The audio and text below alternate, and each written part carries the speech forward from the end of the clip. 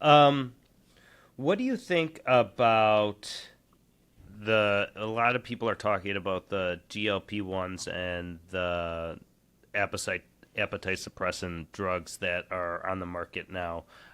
What's your general opinion on those? I think that given the number of overweight and obese people we have in our country and worldwide, and the culture of eating that we have, that you feed into, Mr. Raymond. Yeah, it's my fault. It's It's it's for entirely you. sure. So look at Duce for this one. He's the reason we need these drugs. Yeah. But no. All kidding aside, I think they're a godsend. I think that the blunt instruments that we had before, like people taking basically amphetamine derivatives Right. to try to lose weight, and more caustic appetite suppressants like smoking cigarettes, or like just drinking incredible amounts of caffeine to try and numb their appetite. um, these drugs are a godsend. They're going to save tons of lives. They're generally safe and effective. I know we need longer term trials to see exactly how safe, but they're a lot safer than carrying around 200 or 300 extra pounds of fat and having a heart attack or getting cancer, or just, Mm-hmm. barely being able to walk around because your knees and your ankles hurt so much. You're carrying all that extra weight. You know, Not being able to be as social as you like because it's just tough to get around. I think that they're fantastic, and I think they're only going to improve.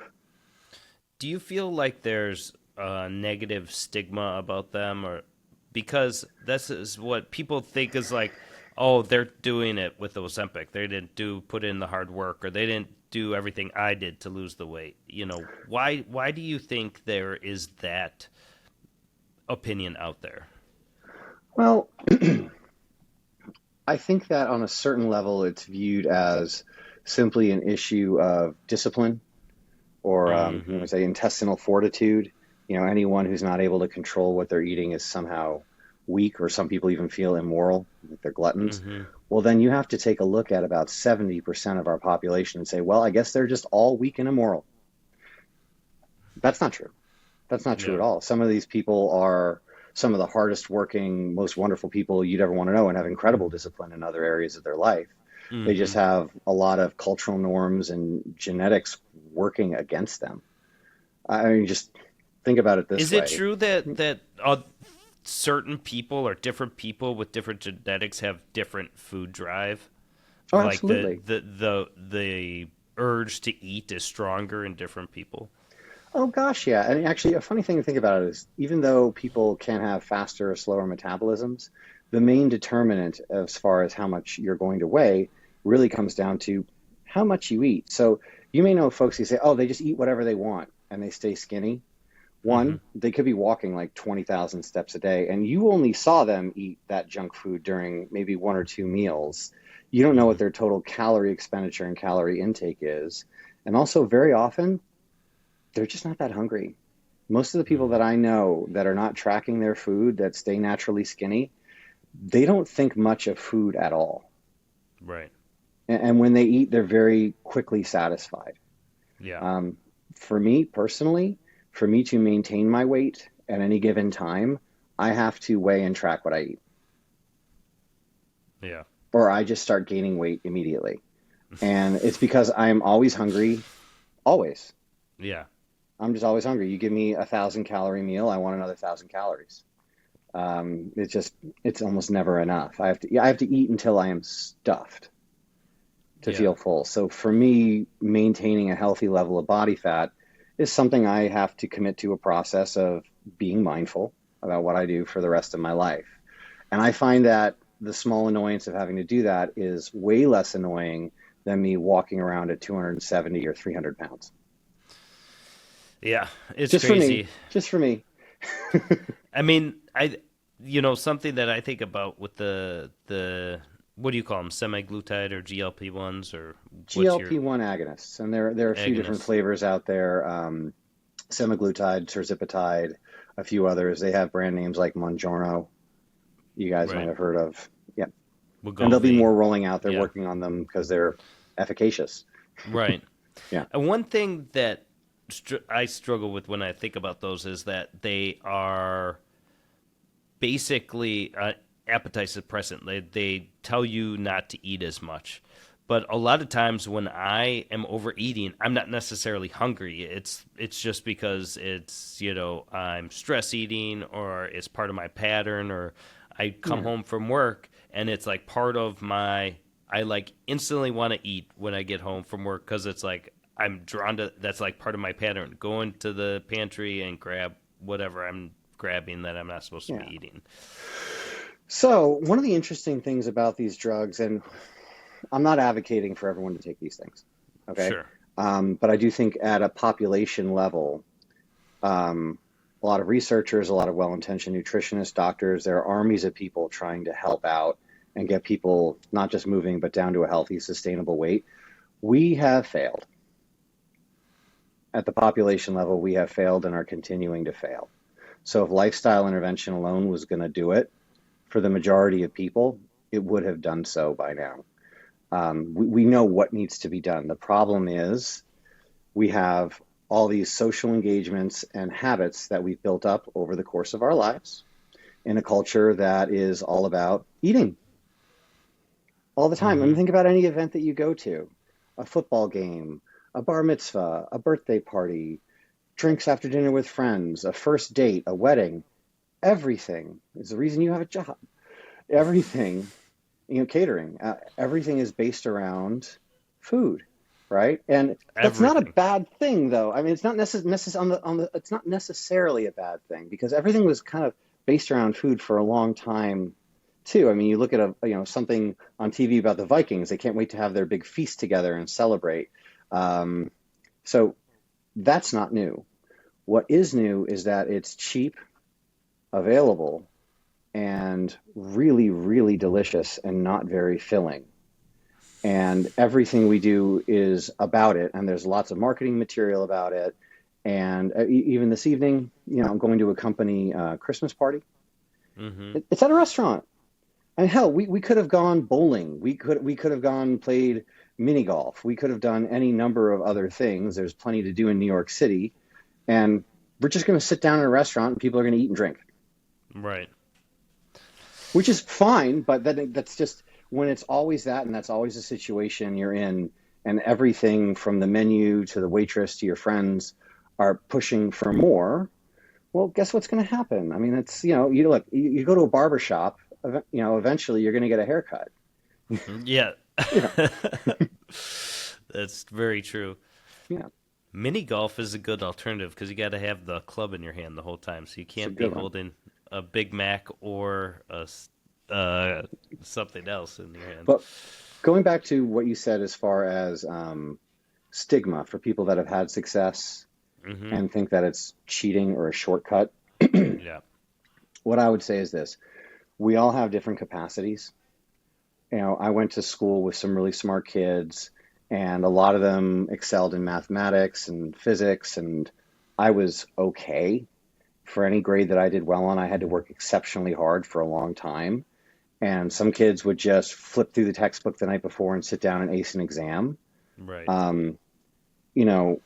I had to work a lot harder to get the same or a lesser result. When it comes to weight loss and muscle building, it is very much like that. Some people just inherently have better impulse control, which is why some people become addicts and some people don't. For some people, a drink is just a drink. My mom, she'll have one glass of wine. She's like, oh my God. Oh, that's so much. I can't. I'm done. She gets flushed. She's finished. And it's not even that pleasurable for her. Right. You give me, one glass of whiskey, I want the bottle. Right. I don't know where that came from. But again, there it is. So we just have to work with what we got. And I guess a lot of people who don't understand, you're not inside someone else's body or their head. You don't feel their feelings. It could be when someone is very, very stressed, the only thing, as far as they know, as a coping mechanism is going to be putting a lot of food in their face to get that bad feeling to go away. For another people, it's going for a run. For some people, it's meditation. So I think one of the things is, if you are even using these drugs, just putting the food down in those situations, it may be a start, but it has to be replaced by something else. Something has to fill that hole inside other than just consumption, which can be very challenging if we've never considered other alternatives. Yeah, that's a big topic for sure. Yeah. And there's a lot, I mean, I've also often thought a lot of what we talk about is more psychological than it is physical, because there is such a mind component to at least my issue with food and staying healthy. Let's talk a little bit about, a lot of people want to have everything perfect as they were get started, and kind of slows them down. But one of the things people talk about is like, oh, you have to take this supplement or that supplement, or I need the right protein shake. Is there anything magic about supplements that is actually going to help you lose fat and gain muscle? Is there anything that you say, no matter what, you have to do this?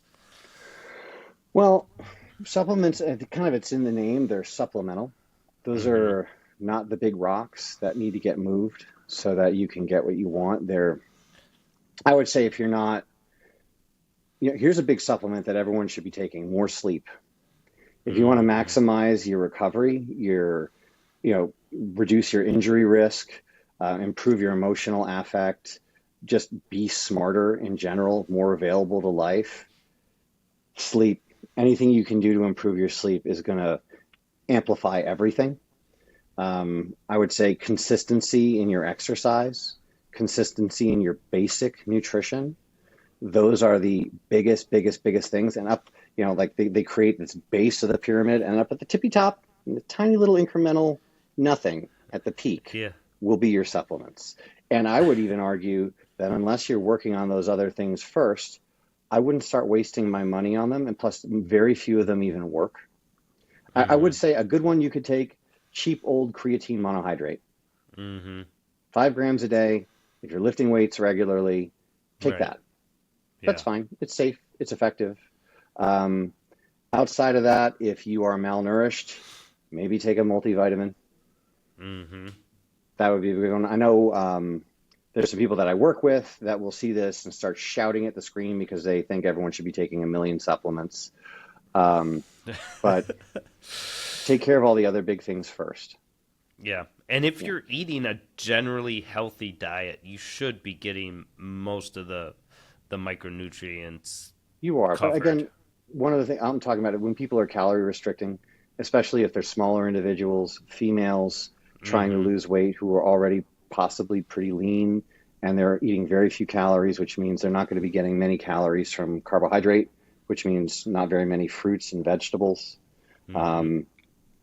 They might need to be more aware of these things. Or, well, here's one that I'll give you. If you're a vegan and you're lifting weights, take creatine. Yeah. You're probably deficient. That's one thing that I would say. For you vegans out there, I don't think I have any vegans listening right now. well, if kidding. you are a fan of Duce Raymond and you unfortunately have a black sheep in your family or a friend Yes. who is a vegan and you can't bring them around to the pork side, then they probably don't have very much of that in their diet. So creatine could actually be very useful for them specifically. Is there any go-tos in a diet when you're first getting started? And I know, like, a lot of people, I've been down the path and I've done, pretty much every type of diet, with keto, intermittent fasting. The brisk only diet. The brisket only diet is a really good one. So what direction do you tend to point people with when they say, I want to, because now it's so different. People say it's got to be carnivore, it's got to be vegan or vegetarian, it's got to be low carb, it's got to be high carb. It's like there's so much noise out there. What's something to kind of get people to understand and point them in the right direction?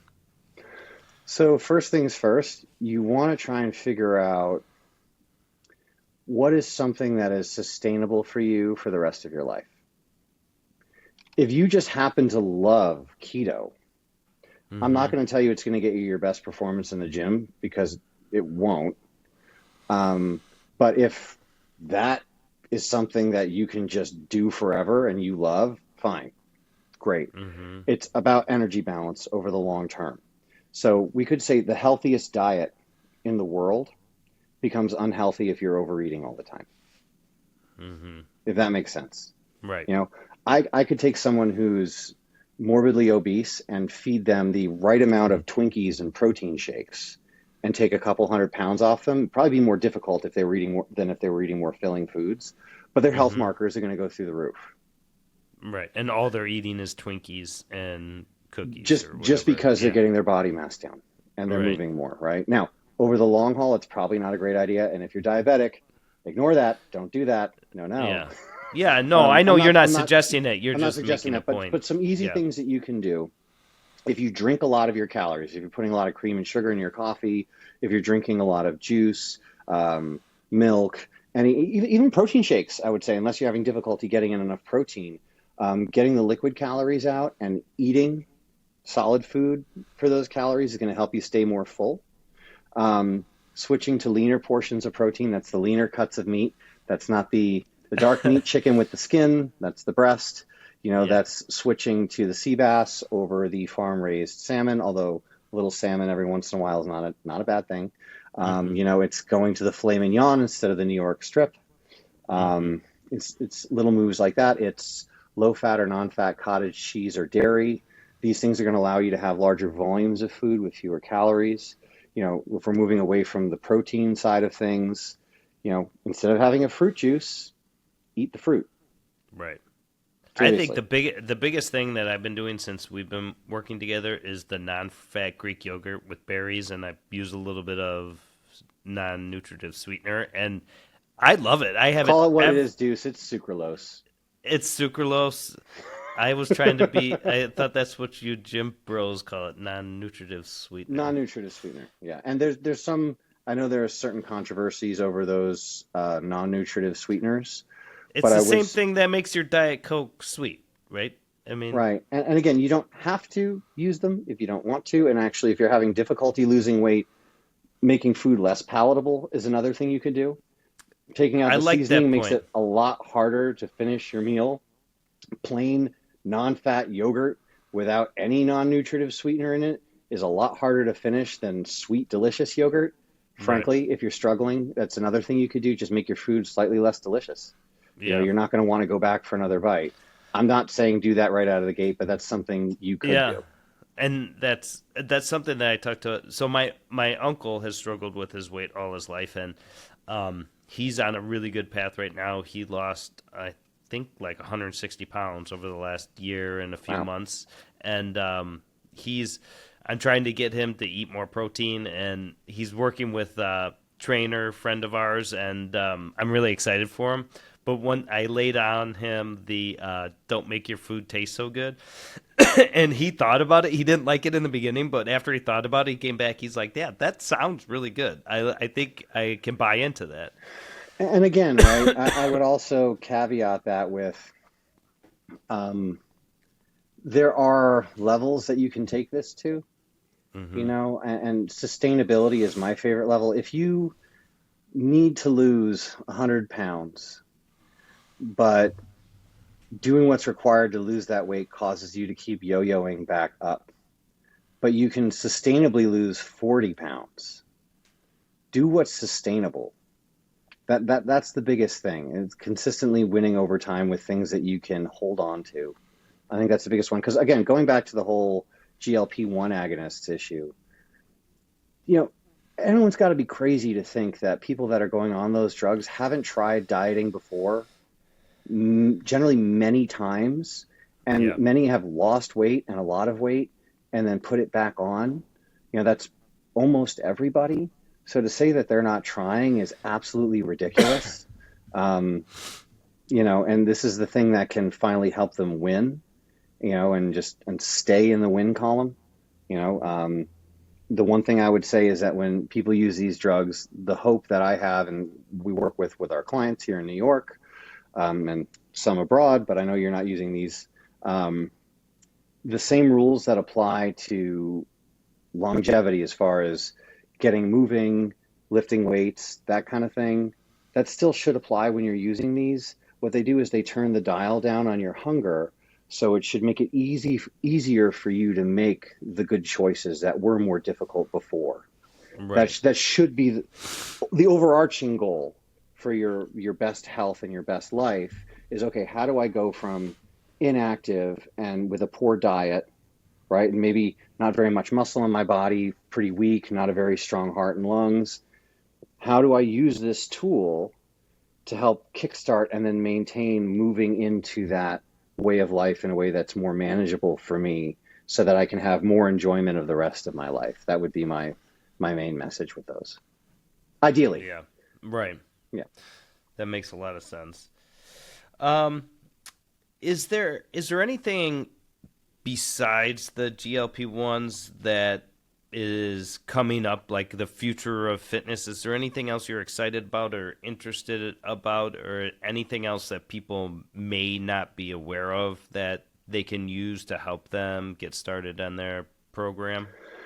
So there are a lot of wonderful apps out there, but one of the trends I'm starting to see now, I guess some people are calling it medicine 2.0, but it's more doctors getting interested in prescribing exercise and diet more as medicine. Mm-hmm. That's a big one. I know there's a guy I like to follow, Dr. Spencer Nadolsky. Shout out, Spencer. You're amazing. He and his brother, they have their podcast, Docs Who Lift. If you're not listening, listen to those guys. They're fantastic. And they're basically opening up gyms. They're opening up gyms partnered with their own medical practices. And these guys are weight loss specialists, and they are trying to go from just telling people, hey, lift weights and do some exercise while you're managing your weight with drugs and, food interventions, and trying to actually get people to have memberships to work with their exercise physiologists to really enforce those better lifestyle habits so they get the best possible results. So that's the big thing that's coming. Shameless plug. I know I have my little company, the Michaud Method here in New York that you're working with, but my partner and I are working with a place called New York City Performance Lab up on 33rd Street between 5th and 6th if you're in Manhattan, and at nycperformancelab.com if you are just on the internet anywhere. But we're trying to create that type of atmosphere at a gym here with medical supervision in New York City, and a whole lot of other performance testing for people that are just athletes and want to know how strong they are, what their VO2 max is, and a whole bunch of other fun tests and metrics to help them get better training. I think that's very interesting, and obviously, as not probably as a beginner, but as you get more into it and you want to take things to the next level, that's how I've seen my progression go. I'm more interested in my blood work and my different levels, and trying to I'm putting all this work into it, and so I want to see the result, and I think that's very interesting. Talk to me a little bit about, this is something I've been meaning to ask you, and I just wanted to see your opinion on if it's a hubbub or if there's something to it. So I told you I was going to a new gym, and they have red light therapy there. Oh. So what's the breakdown on red light therapy? If you put it in ChatGPT, it says a lot of good things about it, but is there any actual evidence, or is that a waste of time sitting in the red light getting hot? So this would probably be a better question for my business partner, Becky, or club owner, Andre, because they go down the rabbit hole on this stuff. Okay. I as far as I know, it won't hurt you. And that's what I've heard. It could be nice for your skin. And a while back, my wife got me a red light therapy hat that was supposed to help my hair grow more. Oh. And as you can see, it's coming in nicely. It's real thick now. We really got it. It's coming in strong. I wish I had more information on it. I just know that there appears to be some evidence that it's good for some things, and the people around me talk about it, then I immediately ignore them and start studying about exercise physiology again. I'm sorry.